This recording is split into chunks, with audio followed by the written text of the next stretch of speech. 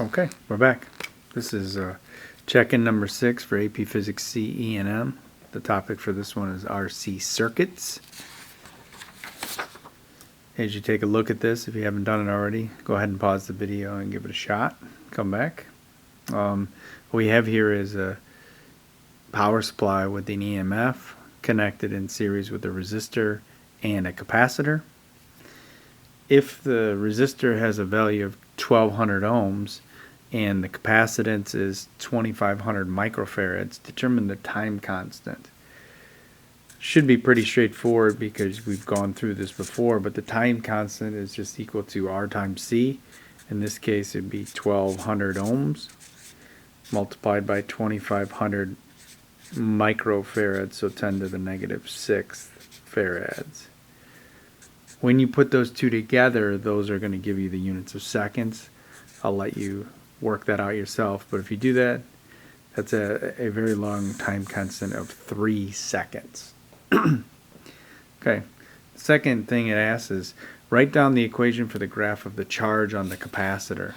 Okay, this one you would expect that as you turn on the power supply, originally that capacitor, we would say, acts as a wire and it lets charge flowing through it, and then as time goes by it's going to build up more and more charge and slows down that current, and then it charges up and that current goes down to 0. But the charge should be one of those things that is more of a graph that is a growth graph.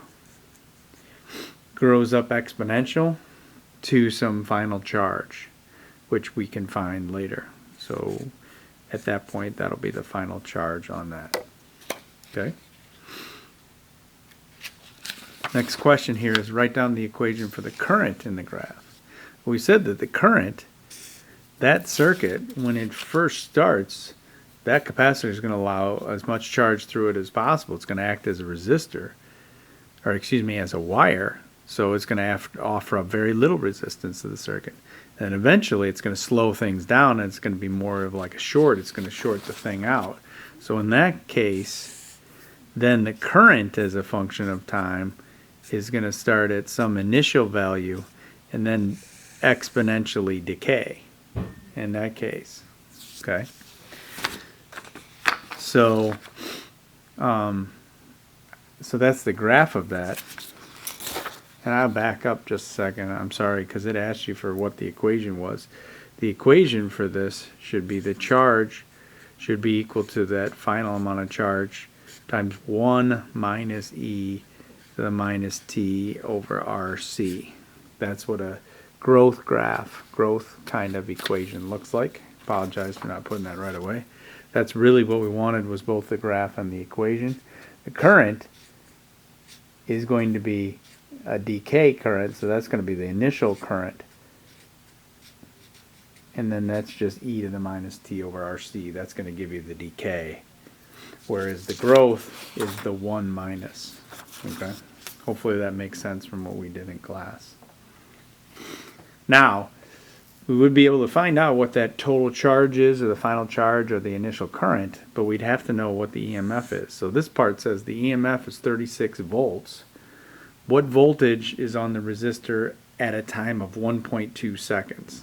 Well, if that's the case, then the voltage on the resistor should be equal to a decay situation, because that's going to lose voltage. So it's a T over RC. So in this case, the initial voltage is your 36 volts of the EMF of the power supply, minus E to the minus 1.2 over 3.0, which is that. If you do that, I think you get 36, and E to the minus 1.2 over 3 gets you 0.67. And so if you do that, it gives you that the voltage on the resistor, you can go back and check, is 24.1 volts is what I got. Okay? So that's that part of it. If you wanted to, you could go back through and maybe come back and find out what was the original charge on this capacitor, or excuse me, what the final charge is, because that would just be equal to C times the EMF.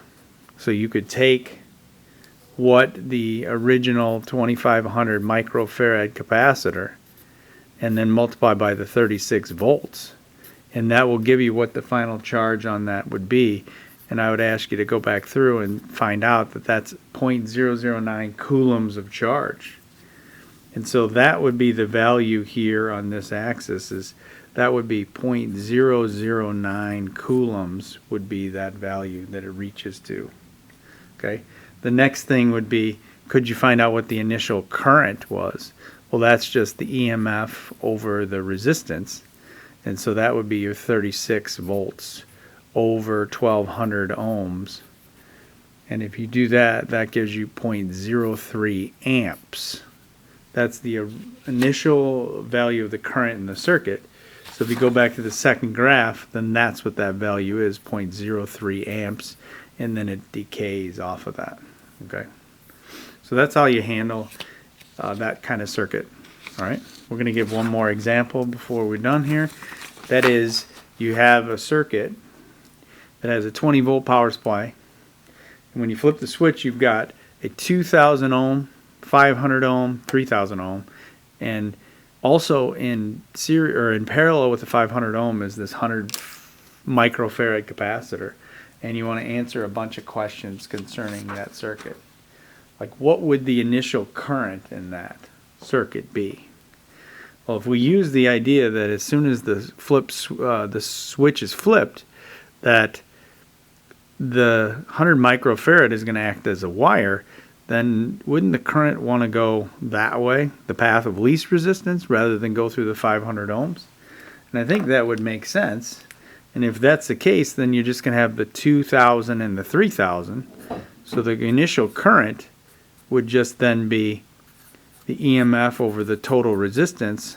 20 volts over 2000 and 3000 is 5000 ohms. And that gives you 0.004 amps.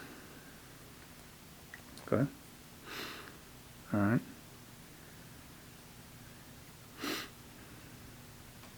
Next says, what is the initial voltage on the capacitor? That's going to be a growing kind of thing. So initially, that doesn't going to have any voltage on the capacitor. Should be a growth kind of situation. The voltage on the capacitor should grow, just as though the charge was. So initially, it shouldn't have any voltage on it. So I'm going to say that that is 0. The next is, after a long time, what is the current in the circuit? Well, as time progresses, this is going to offer up more and more resistance to it until it shuts off that part of the flow, and then it's back to those three together in series with one another. So again, it originally acts as a wire, and then it acts as a short. Well, the only other choice is to go through the 500 ohm, and so the current at a later time would be, again, the EMF of the total resistance, but instead of it being only 5,000 ohms, it looks like it's going to be 5,500 ohms of resistance.